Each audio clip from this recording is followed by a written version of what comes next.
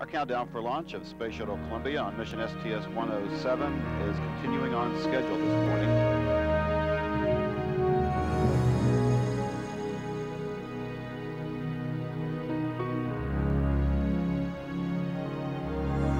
We have a range clear to launch. We have a go for auto sequence start, T-minus 20 seconds and counting.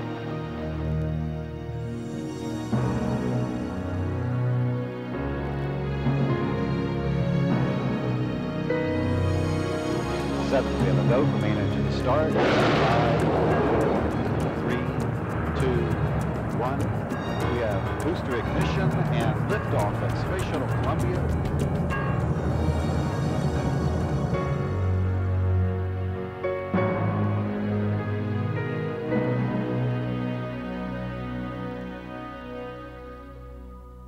The investigation by NASA into the cause of the Space Shuttle Columbia accident on Saturday, February 1st, 2003, has been called the biggest and most complicated puzzle in aviation and aeronautics history.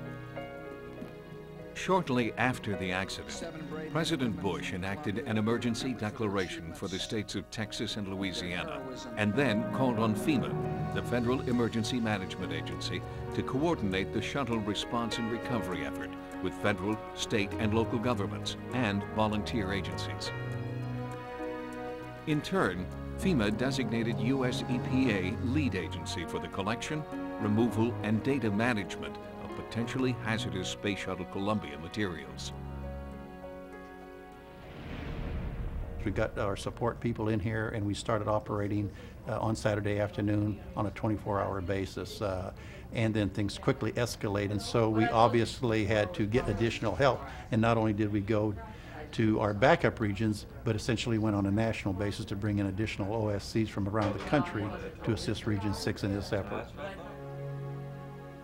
When Columbia broke apart during its re-entry into Earth's atmosphere, materials scattered over a 10-mile by 240-mile corridor, stretching from eastern Texas into western Louisiana, an area larger than the state of West Virginia. EPA's ASPECT, or Airborne Spectral Photoimaging of Environmental Contaminants Technology aircraft, initiated air operations the day of the accident to locate potentially hazardous materials. Forward looking, downward looking. All right, sensors on. We flew roughly from the base of operation here in Waxahachie, Texas, down to Morgan City, Louisiana, and then up to Shreveport, looking primarily for monomethyl hydrazine in the atmosphere. What we do is we have two sensors. One is an infrared line scanner that paints an image of the plume or the cloud, and a high-speed Fourier transform infrared spectrometer that we use to actually query the plume, make compound identification and quantitation. From the results of that flight, we didn't detect any of that material, which is beneficial from a public health standpoint. EPA's TAGA, or Trace Atmospheric Gas Analyzer, a self-contained mobile laboratory, was also put into service. The TAGA lab was able to collect real-time outdoor air quality samples at extremely low concentrations while driving through East Texas. Results of the TAGA revealed no detectable levels of hazardous substances. FEMA established a disaster field office in Lufkin, Texas, as headquarters for all federal and state response agencies. Early on, we established three major objectives for this operation. The first one was to ensure public safety. And they'll go through all the same training that you folks went through. Do that, I think we'd stay a lot healthier and safer out there. That's basically to find the hazardous areas and hazardous material and neutralize it and render it safe. And the second was retrieve the human remains. And the third one is to gather evidence for the investigation. Estimated to be the largest deployment of civilian government agencies in history, the recovery has drawn close to 5,600 people from 39 states. EPA alone has dispatched 900 responders to the scene. To ensure the recovery would run smoothly, FEMA tasked the Texas Forest Service to implement the Incident Command System, bringing all responding agencies together under one authority. Incident command system really allows agencies with different missions to come together and work for common effort. And it has 5 functions: command, operations, planning, logistics, and finance. And everything that occurs on an incident occurs under one of those 5 functions. Environmental Protection Agency is one of those that has made an effort to adopt the incident command system, and it was much easier to fold them into the operation than maybe some of the other agencies. The operation in which we're involved has had 2 fairly distinct but overlapping phases. Initially, our mission was to collect materials and service requests from citizens, and we had a very large number of requests for that. EPA has a variety of resources available here. We've been able to use the Gulf Coast Strike Team from the Coast Guard. We have a huge number of contractor resources, both our START contractor and our ERS contractor, and we use a very large number of EPA employees. And whatever is in between us, we'll work it out as we go. Phase 1 ground recovery consisted of 60 on-scene coordinator-led teams operating from 5 regional base camps, each working with a multi-county jurisdiction. We have a 7-county area surrounding this area where we're coordinating all of the collection activities in the counties. We have on-scene coordinators in each of the counties working with the county officials, trying to coordinate and prioritize the locations that material need to be picked up. Today's been going fairly smoothly.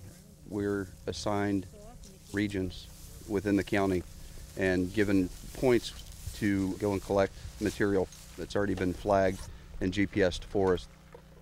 And basically our crew's going in behind the original crews that ID'd the material, and we are taking down information and going ahead and bagging and tagging those items. Most property owners walk their property after the announcement. We'll be going down this field off to the right here. We do a PID, photo ionization detector, for volatile organics. If it's an unknown, we'll scan it for radiation. We will then take our GPS unit, find the exact location. We'll go ahead and label it with an evidence board, take a digital picture of it, and then we'll bag it. Diane Silver, nice. It's on 459, I believe. There's a mark right there in the field. There's 2 of them. On the average, we process, or what we call clear, approximately 10 to 15 sites per day. By working methodically through our sector, like all the other teams do, the goal is to clear out a county, I would say an average county, over the course of 3 to 5 days. Materials received by the 4 regional collection sites in Palestine, Nacogdoches, Corsicana, and Hemphill were then shipped to Barksdale Air Force Base in Louisiana before being forwarded to NASA's Kennedy Space Center in Florida for final identification. Until the cause of the Columbia accident was determined, all future shuttle missions were indefinitely grounded. Driven by the knowledge that each piece of debris, from the smallest to the largest, might provide the missing clue investigators were looking for, responders worked non-stop through the rain and cold, searching the thickets, pastures, and piney woods of East Texas. The interagency cooperation during the massive undertaking was unprecedented.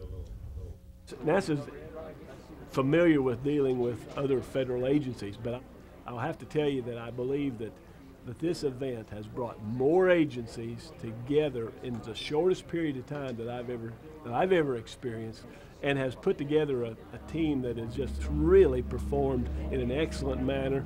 The coordination and cooperation has been excellent. As part of that multi-agency effort, EPA dive teams also assisted with underwater search and recovery efforts. Today's